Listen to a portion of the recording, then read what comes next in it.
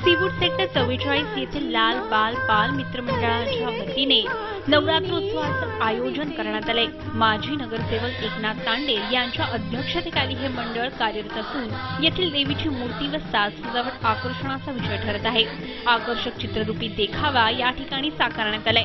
विशेष म्हणजे या ठिकाणी जमा होणाऱ्या देणगीतून दुष्काळग्रस्त शेतकऱ्यांना मदत करण्याचा या मंडळाचा मानस आहे।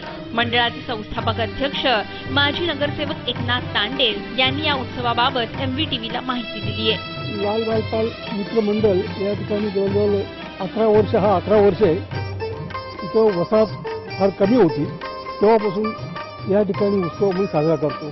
त्याचे पाठीमागचा उद्देश या ठिकाणी येणारे लोक ते आध्यात्मिकदृष्ट्या राहावीत, आध्यात्मिक त्यांनी प्रगती करावी आणि या उत्सवाच्या माध्यमातून एकत्र आल्यानंतर त्यांच्या समस्यांची जाणीव होते, त्यांच्या समस्या माहिती होतात आणि त्या समस्या सोडवण्यासाठी आपल्याला मदत करता येते।